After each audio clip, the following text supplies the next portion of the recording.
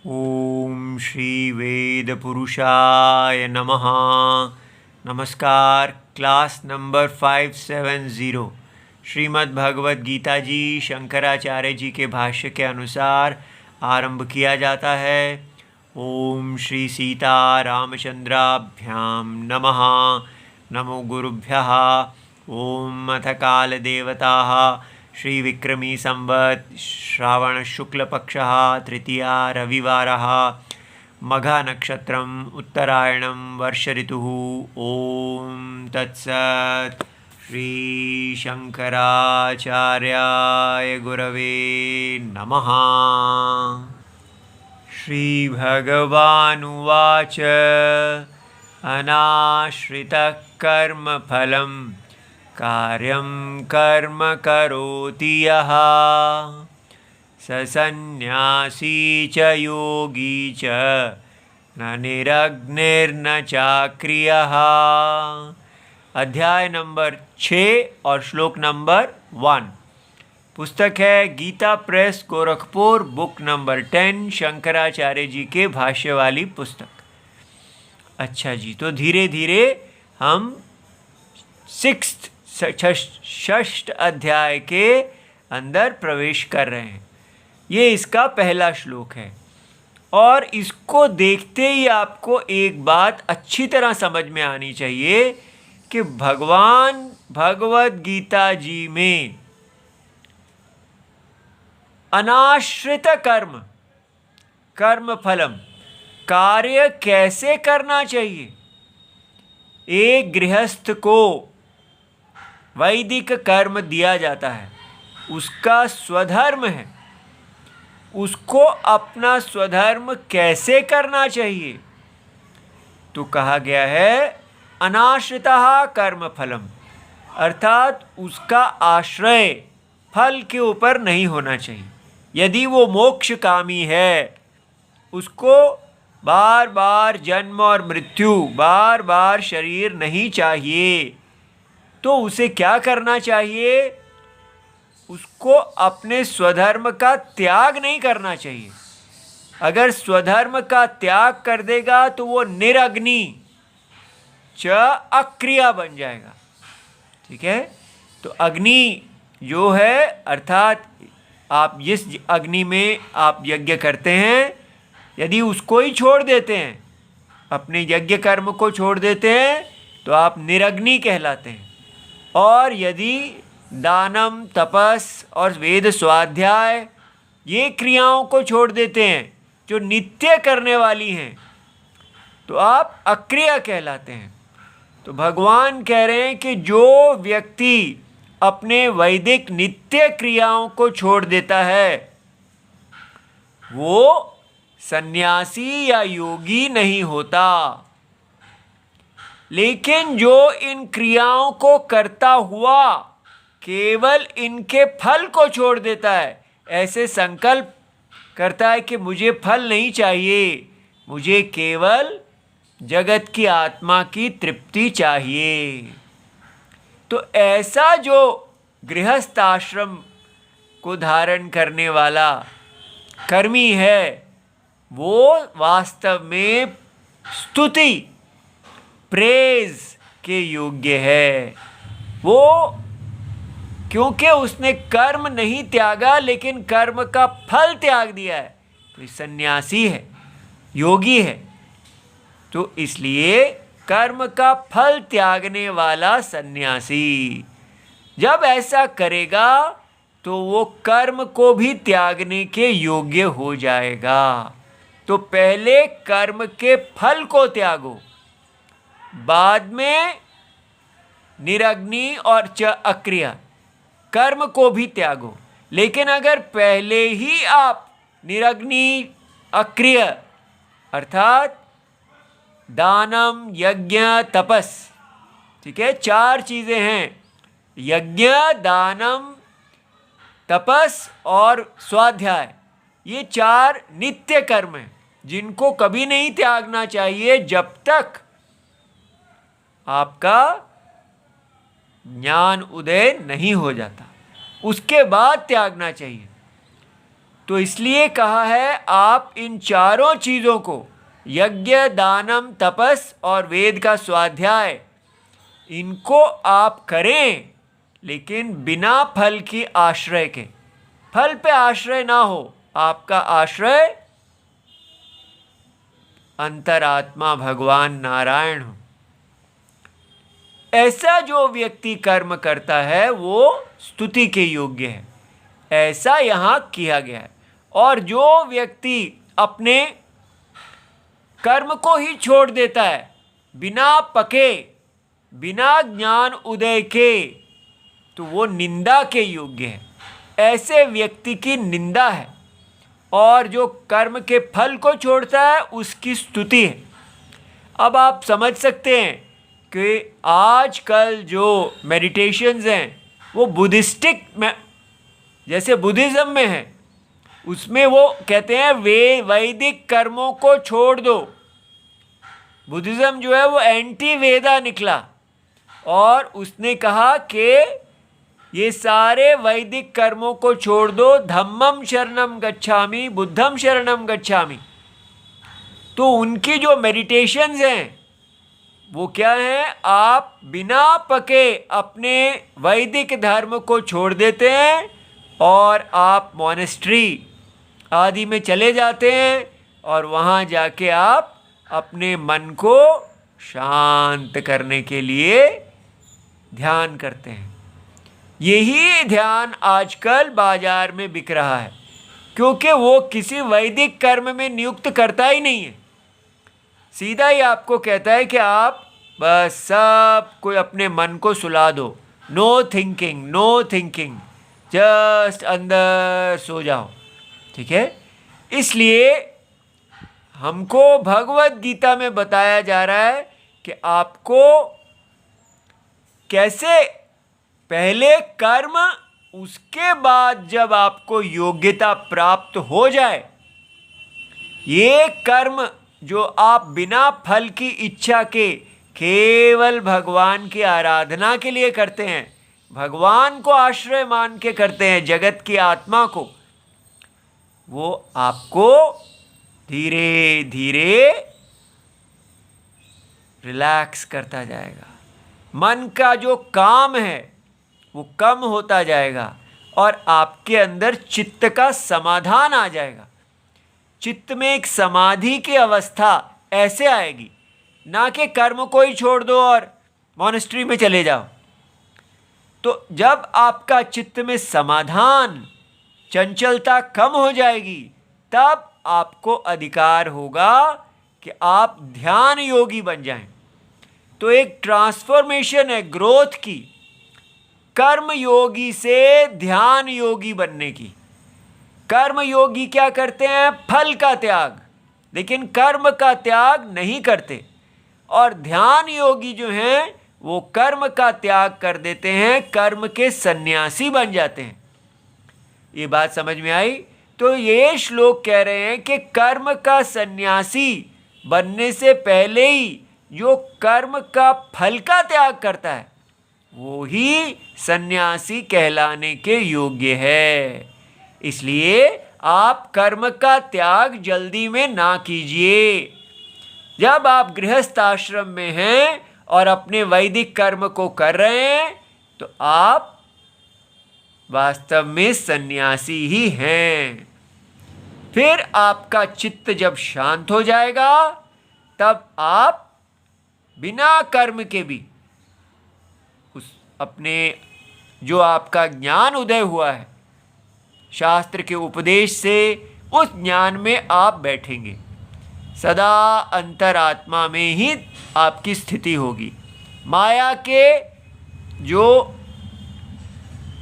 मृग हैं, माया के जो हिरन हैं, माया मृग जो आपको दौड़ाते हैं, आपको माया मोहित करती है, वो नहीं करेगी।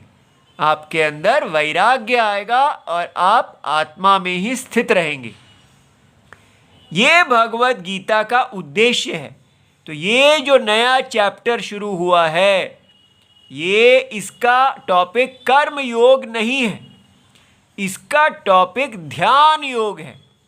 ठीक है, तो ध्यान योग में जो व्यक्ति कर्म कर रहा था बिना फल के, वो अब अपने उसका चित्त जो है उसमें समाधिपन आ जाता है, समाधान आ जाता है, वो नेचुरली अपने आप अब शांत हो जाता है, उसमें तृष्णा नहीं रहती है और वो सदा आत्मा में ध्यान करने के योग्य हो जाता है। तो वो ध्यान योग कैसा है उसको इस भगवत गीता में 6 चैप्टर में समझाया जाएगा। ठीक है, तो आपको पहला पॉइंट समझ में आया कि कैसे जब भी सुनना है, सुनने वाले के सीक्वेंस, उसके विचार क्रम को पकड़ना है कि यहाँ पर क्या आ रहा है, ये बताया गया। अब इसके ऊपर शंकराचार्य जी हमें क्वेश्चन, पूर्व पक्ष सिद्धांत देते हैं। पूर्व पक्षी कहते हैं कि नहीं, अगर कोई गृहस्थ अपने वैदिक कर्म को छोड़ देंगे तो उनका नाश हो जाएगा, क्योंकि वैदिक कर्म के आधार पर ही हमारी उच्च गति होती है, वैदिक कर्म ही हमें मोक्ष देते हैं। जो कुछ मिलना है हमें वैदिक कर्म से मिलना है, ऐसा वो सोच रहे हैं। तो वो कह रहे हैं कि कर्म का त्याग नहीं होना चाहिए। अब हमारा जो मॉडर्न माइंड है, जो आजकल के हम हैं, इसके हमारे लिए ये इतना समझना मुश्किल है, क्योंकि हम बाजार में रहते हैं और बाजार क्या होता है? अन्य। आप सब अन्य हैं, अन्य हैं। बाजार में जाइए, नौकरी कीजिए, वहाँ आप सेलिंग बाइंग कीजिए और आपको प्रॉफिट मिलता है, वो आपकी सैलरी होती है। हर व्यक्ति कुछ बेचता है, कुछ प्रॉफिट कमाता है। कोई लेबर को बेचता है, कोई सर्विसेज को बेचता है, सब बेच रहे हैं, कमा रहे हैं। सारी लाइफ बेचना और बाइंग सेलिंग है। लेकिन ये जो कहा जाता है, ये यज्ञ जो है उसमें अन्यता नहीं है, अनन्यता है। अनन्यता होता है न अन्य, नॉट सेपरेट। तो ये नॉन सेपरेशन का यज्ञ क्या है? इसलिए ये समझिए कि जब तक ये अन्य वाला बाजार, buying selling, life is buying selling, खरीदना बेचना ही जीवन है, इसको हम नहीं छोड़ेंगे। जीवन खरीदना बेचना नहीं है, जीवन यज्ञ है। ये वेद दृष्टि है। यहाँ पर एक यज्ञ चल रहा है और आप यज्ञ में अन्य नहीं हैं, आप अनन्य हैं। ये शब्द पकड़ लीजिए। अनन्य माने न अन्य। आप यज्ञ के बाहर नहीं हैं, जिसमें आप अपनी सर्विसेज बेचते हैं या कोई माल बेचते हैं। आप इस यज्ञ पुरुष के अंदर हैं। अब ये कार्य करने की थिंकिंग ही बिल्कुल अलग है। जैसे हाथ कुछ बेचता नहीं है शरीर को, सिर शरीर को कुछ बेचता नहीं है। हाथ और शरीर अनन्य है, न अन्य। इस प्रकार जब ये बात समझ में आती है तो पूरा समाज, जितने लोग हैं, वो सबके सब एक यूनिटी, एक अनन्यता में आ जाते हैं। वो समझ जाते हैं कि हम एक दूसरे से अन्य हैं ही नहीं, हम सब एक विष्णु हैं। ये भारत की एक जादू को देखिए, अनन्यता। हमारा आपस में कोई कंपटीशन है ही नहीं। हम एक दूसरे से ज़्यादा अमीर होने के लिए, ज़्यादा कंज्यूम करने के लिए कोई कंपटीशन नहीं कर रहे। जैसे हाथ पैर सिर आपस में कभी कोई प्रतिस्पर्धा नहीं करते। ये बात जानने से ही बस हम कहते हैं हमारा अपना अपना स्वधर्म है। तो स्वधर्म माने हम भगवान विष्णु के शरीर में अपने अपने स्वधर्म को कर रहे हैं। हम एक ही भगवान विष्णु के अलग अलग अंग हैं। इसको बोलते हैं यूनिटी इन डाइवर्सिटी। ठीक है, विविधता में एकता। हमें ये है एकता हमारी। हम भारत नहीं हैं, हम विष्णु हैं। जब हम ये समझते हैं तब कहा जाता है आपका वैदिक कर्म है। जन्म से ही आपके पिताजी ने जो कर्म किया है वही आपने भी पूर्व जन्म के कर्मों पर धारण करना है, अच्छा लगे या ना लगे। ठीक है, इसलिए कहा गया कि यज्ञ, दानम, तपस और वेद स्वाध्याय, जिसको जैसा जैसा विहित है वैसा वो करेगा। तो ये कर्म जो हैं इनको नहीं त्यागना है। बुद्धिज्म कहता है कि ये सारे कर्मों को छोड़ दो और मॉनेस्ट्री में चले जाओ, लेकिन वैदिक धर्म कहता है नहीं, इनके फल को छोड़ो और इन कर्मों को कभी ना छोड़ो।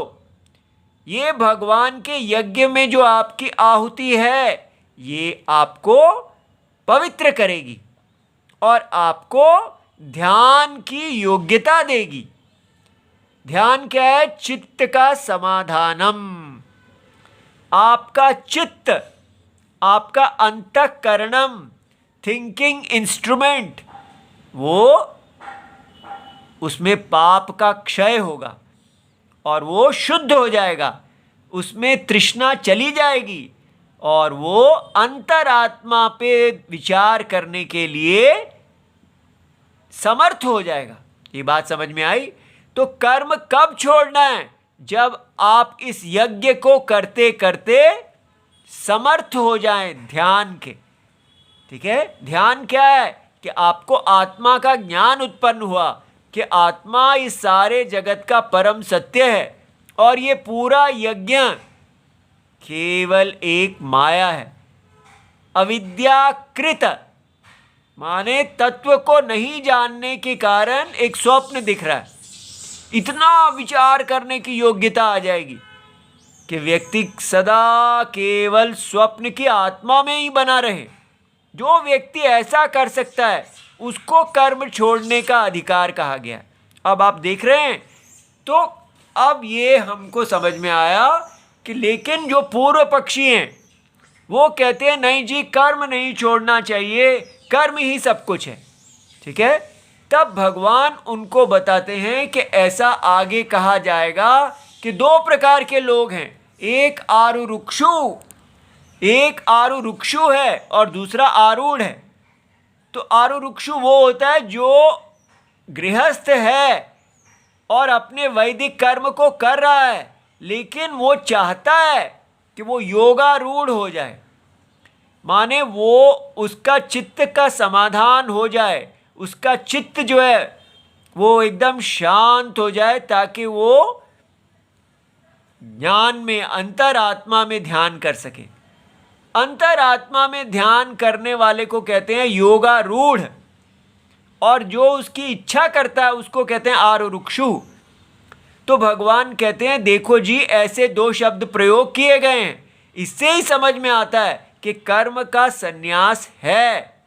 ठीक है, और उसी के लिए है जो पहले कर्म योगी था लेकिन कर्म के फल का त्यागी था, वो आरुरुक्षु था, वही कर्म का त्यागी बन जाता है। ठीक है, सो शम, उसके लिए शम कारणम है, वो कर्म को छोड़ता है। तो इसलिए वेद में कर्म को धारण करना, फल को छोड़ना, फिर कर्म को भी छोड़ देना और केवल अंतरात्मा में ध्यान करना, ये दो स्थितियां कही गई हैं, ऐसा बताया गया। अब आगे भगवान कहते हैं कि एक और कारण भी है कि कर्म का संन्यास हमें समझना चाहिए। वो कहते हैं योग विभ्रष्ट वचनात्।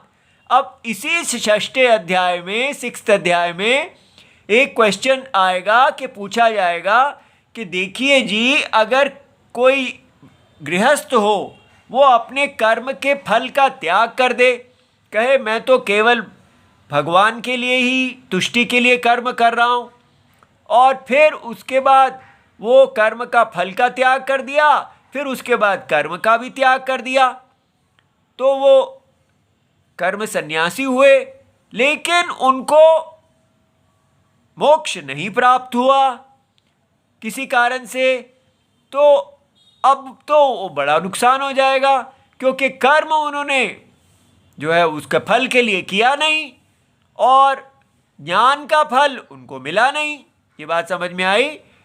क्या क्वेश्चन है कि एक व्यक्ति हैं जिन्होंने पहले कर्म किया, फल को छोड़ दिया, और फिर उसके बल पे उन्होंने कहा कि मैं अब कर्म सन्यासी हो जाता हूँ, लेकिन उनका चित्त का समाधान हुआ ही नहीं। वो अंतरात्मा में ध्यान करने के योग्य बने ही नहीं और उनका शरीर चला गया। तो शरीर चला गया तो अब उनके पास कोई कर्म के फल ही नहीं है। ठीक है, ना उनको मोक्ष मिला ना कर्म का फल मिला। तो ऐसी स्थिति में तो वो तो दोनों नष्ट हो गए, ना मुक्त हुए और ना ही उन्हें पुण्य प्राप्ति हुई उनको। तो ऐसी स्थिति में वो तो भ्रष्ट हो जाएंगे। तब भगवान कहते हैं देखिए ये जो क्वेश्चन पुट किया गया यही हमें समझाता है कि व्यक्ति को यहां पर कहा गया है पहले कर्म और बाद में कर्म का त्याग करके ध्यान। देखिए, गृहस्थस्य चेत कर्मिणः योगः विहितः षष्ठे अध्याये। अगर ये हम माने कि गृहस्थ को कर्म योगी योग जो कर्मणः योगः विहितः के गृहस्थ के लिए कर्म का योग कहा गया है षष्ठ अध्याय में, स योग भ्रष्टः अपि। और अगर वो योग के फल को नहीं प्राप्त कर पाता तो कर्म योग का फल क्या है? तो योग पहले का गृहस्थ को कहा आप अपने कर्म को के फलों को छोड़ दीजिए। अब उनका शरीर चला गया, वो मोक्ष को नहीं प्राप्त कर पाए तो वो योग से भ्रष्ट हो गए। ठीक है, कर्म का फल उन्होंने छोड़ दिया था, तो फिर उनका क्या होगा? तब भगवान कहते हैं अगर वो योग भ्रष्ट हो जाते हैं तो भी कर्म गतिम कर्म फलम प्राप्नोति, कर्म का फल की प्राप्ति होती ही है। ये पॉइंट समझना है कि एक कर्म व्यक्ति है जो कर्म कर रहा है और वो संकल्प करता है कि मेरे को कर्म का फल नहीं चाहिए, मुझे अब मोक्ष चाहिए, लेकिन मोक्ष नहीं प्राप्त कर पाए, वो उससे पहले ही शरीर चला गया। तो जो उन्होंने कर्म किए हैं, वैदिक कर्म किए हैं, उनके फल की प्राप्ति होगी ही। तस्य नाश आशंका अनुपपन्ना, उसके नाश की आशंका नहीं करनी चाहिए, क्योंकि जो बीज डाला गया है उसका फल आएगा ही आएगा। ठीक है, इसलिए ये जो बात आगे बताई जाएगी उससे भी समझ में आता है कि जो कर्म गृहस्थ कर्म योगी बन जाते हैं, फल को छोड़ के कर्म करते हैं, लेकिन अगर वो मोक्ष को ना भी प्राप्त कर सकें तो भी उनके कर्म किए हुए कर्म का फल सुरक्षित रहता है, उसकी उन्हें प्राप्ति होती है। अब भगवान बता रहे हैं क्यों? क्योंकि अवश्यम ही कृतम कर्म काम्यम नित्यम वा। तो कर्म जो है दो प्रकार के होते हैं, एक है नित्य कर्म और दूसरा है काम्य कर्म। नित्य कर्म वो हैं जो आपको करने ही हैं, जो आपकी चित्त की शुद्धि करते हैं, तो वो है यज्ञ दानम तप और स्वाध्याय। और काम्य कर्म है इनके अतिरिक्त, यदि आपको कोई इच्छा है तो आप उसके लिए विशेष कर्म करते हैं, या इन्हीं कर्मों को आप काम्य संकल्प से करते हैं कि मुझे स्वर्ग की प्राप्ति हो, मुझे इंद्रलोक की प्राप्ति हो इत्यादि। तो इसलिए कहा अवश्यम ही कृतम कर्म, जो बीज डाला है उसका फल आता ही है। और मोक्षस्य नित्यत्वात्, और मोक्ष जो है वो कोई प्राप्ति की चीज नहीं है। ध्यान से दीजिए, बड़ा ही गहरा टॉपिक है।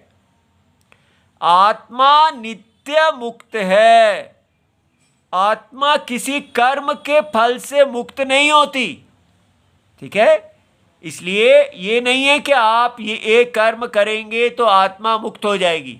आत्मा नित्य मुक्त है, लेकिन अज्ञान में हम आत्मा को शरीर समझ रहे हैं।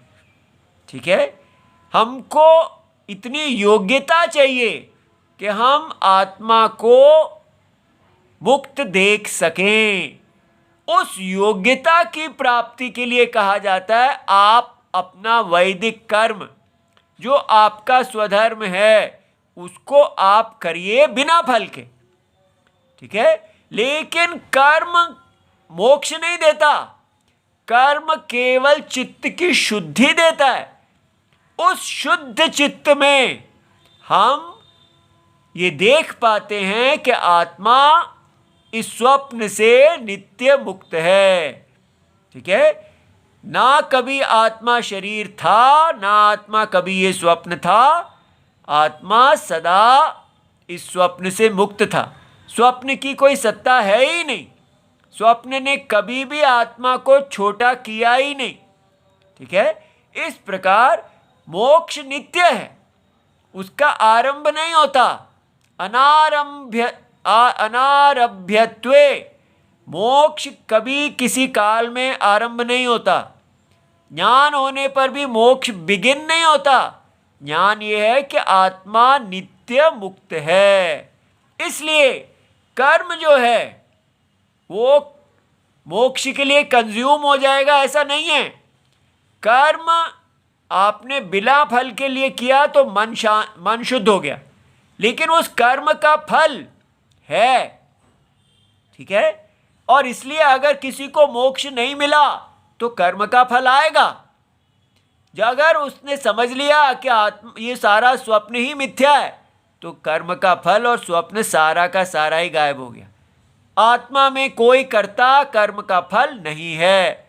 आप ये पॉइंट समझ रहे हैं? ये बहुत ही गहरा पॉइंट है।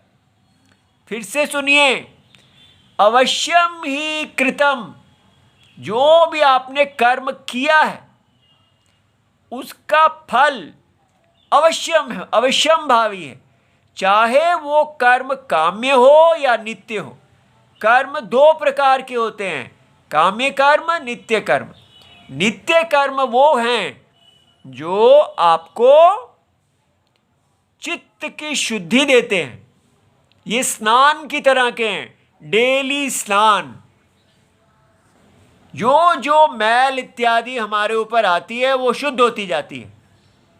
तो इसलिए यज्ञ, दानम, तपस और वेदाध्ययन ये नित्य कर्म है, हमारा ऋण है ऋषियों के प्रति, देवताओं के प्रति, पितरों के प्रति। इसलिए हम सदा ऋण का विमोचन करते रहते हैं। तो इनको करना ही है, लेकिन ऋण के विमोचन के अतिरिक्त हमारा अगर कोई काम्य कर्म है, मन में कामना है कि आप कुछ विशेष लोक की प्राप्ति आदि चाहते हैं, उसके लिए अलग कर्म है या अलग संकल्प से किया जाता है। तो ये जो कर्म वेद के कर्म हैं इनका फल अवश्य है। और ये नहीं समझना चाहिए कि आप मोक्ष के लिए आप कह रहे हैं मेरे कर्म के फल मुझे मोक्ष दें। एक कर्म का फल मोक्ष नहीं देता। कर्म अनित्य है, कर्म स्वप्न के अंदर है। और मोक्ष क्या है? मोक्ष ये है कि ये पूरा स्वप्न जिसके अंदर मैं अपने आप को करता और फल का भोगता देखता हूँ, ये पूरा स्वप्न ही आत्मा में मिथ्या अज्ञान है। जिस आत्मा ने सारे स्वप्न को धारण किया हुआ है, जिस सत्य ने इस असत्य को धारण किया हुआ है, वो सत्य आत्मा नित्य मुक्त है। जब आप नित्य मुक्त हो गए तो फिर अंदर का कर्म भी नष्ट हो गया। लेकिन अगर आप मोक्ष से पहले ही आपका शरीर चला गया तो ये जो आपने कर्म किया है इसका फल आपकी रक्षा करेगा। ठीक है, ये कहीं नहीं जाएगा। इसलिए शंकराचार्य जी कह रहे हैं डरने की कोई बात नहीं। क्योंकि ऐसी किस आधार पे कहा जा रहा है? नित्यस्य च कर्मणः वेद प्रमाण अवबुद्धत्वात्, क्योंकि ये सारी बात जो है नित्य कर्म बताने वाला कौन है? वेद हैं, और वेद प्रमाण हैं, जैसे आंखें हैं। इसलिए वेद अगर कहते हैं कि नित्य कर्म करो तो फलेन भवितव्यम, तो उसका फल जो है वो होना ही चाहिए। ठीक है, फल के द्वारा हुआ जाना चाहिए, फल रुक ही नहीं सकता। इति अवोचाम, भगवान कहते हैं ये हम पहले कर चुके हैं। अन्यथा वेदस्य अनर्थक्य प्रसंगात, अगर ऐसा हुआ कि वेद ने कर्म कहा और फल आया ही नहीं तो वेद अनर्थक हो जाएंगे। ठीक है, ऐसा बहुत बड़ा दोष हो जाएगा। इसलिए न च कर्मणि सति, कर्म है, कभी भी आपके द्वारा जो किया गया कर्म है उसका फल जीरो नहीं होगा। इसलिए उभय विभ्रष्ट वचनम अर्थवत, इसलिए कर्मणः विभ्रंश कारण अनुपत्ते। तो ये आप मत समझिए कि आपके द्वारा किया गया जो कर्म का फल है वो नष्ट हो जाएगा। इसलिए कर्म को आप बिना फल की इच्छा के करते हैं तो चित्त शुद्धि आती है, लेकिन कर्म का फल कभी नष्ट नहीं होता। ठीक है, इसलिए ये बातें हमें समझनी चाहिए कि वेद एक प्रमाण है, हम इससे दूर ही चले गए हैं साइंस के चक्कर में। ऐसा ना करें, इस पे लौटें। ओम नमो भगवते वासुदेवाय, प्रणाम।